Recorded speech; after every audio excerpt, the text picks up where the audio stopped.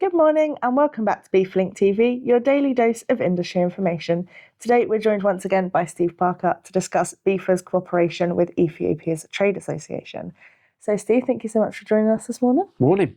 Now I know that you've pretty much only just got back from your trip where you actually signed this agreement. So can you just kind of give us a little bit of background about this agreement and where it came from? Yeah, and I think that's important, Brooke. I think it's important our members know what their association gets up to, and this is a little different, very left field for us, but we were approached by, actually came to us via the Foreign Office Development Aid Group to see if there was anything we could do to support our friends in Ethiopia in developing their trade strategies.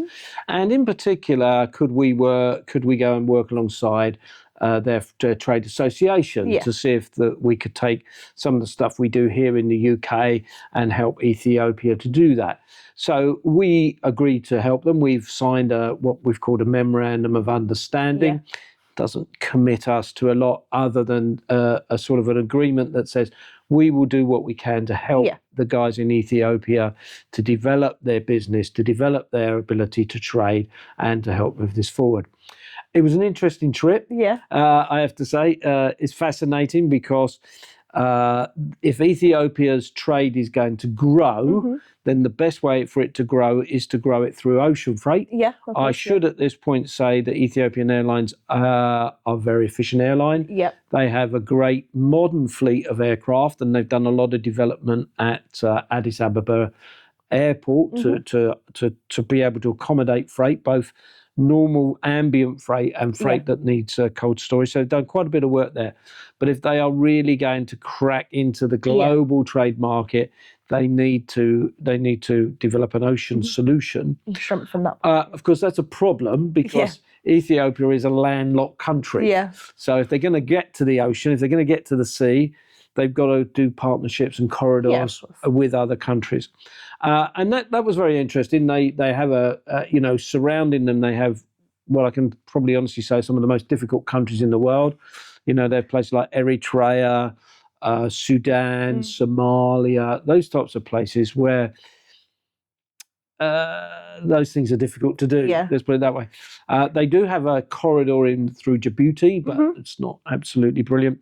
And they're trying to develop a new one with Somaliland.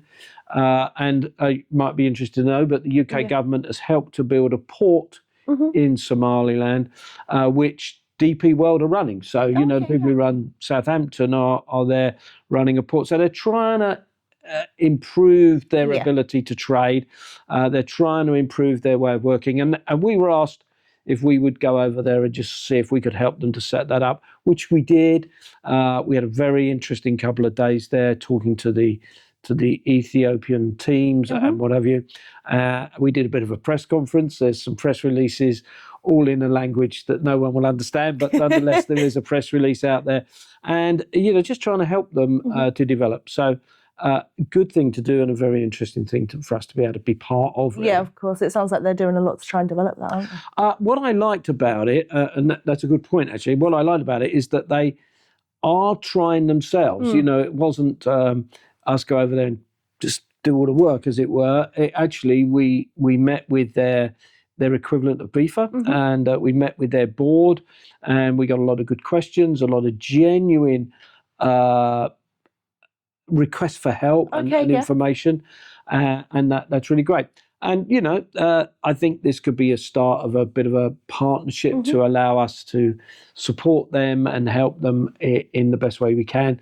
Bearing in mind, of course, this is Ethiopia and we are the British International Freight Association, so we have to look after our members too. But I think there's an opportunity for us to, without too much work, to be able to support them. So when we look at that cooperation and kind of the aims that it's looking to achieve, what are the next steps for that? The next steps is, so we have a bit of a project. We set, when we were there, we set out a few things that they want to do. I bore you with all the detail, but there's some steps they want us to take and some things that they need to do.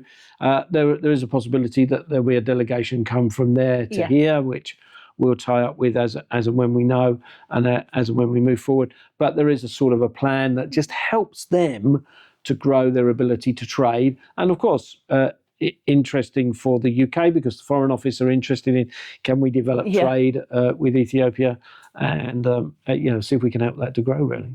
And there's a way that members can get involved and they can help as well. That's a very good point. A very good point, because what I realised when we were there is we can talk to them about the theory, and we certainly understand a lot of that. We can help them with their trade association governance and structure, which is absolutely great. But of course, we don't operate in and out of Ethiopia. They need the operational side. I do have the reason for coming on here is I do have a call for help. So if there's any member out there who's watching this who works with Ethiopia, has any sort of regular freight movement in or out, I would love to talk to them. Yeah. So my request would be, if you do a lot of work with Ethiopia, then please get in contact with me. I'd love to talk to you about what's going on there, and maybe between us we can help them get to be better at what they do. That's perfect. Thank you so much, Steve, for the update. Thank you. We will put Steve's email address in the description for any of our members who want to get involved to find out more. That's all for today's edition of BIFA Link TV, your daily dose of industry information.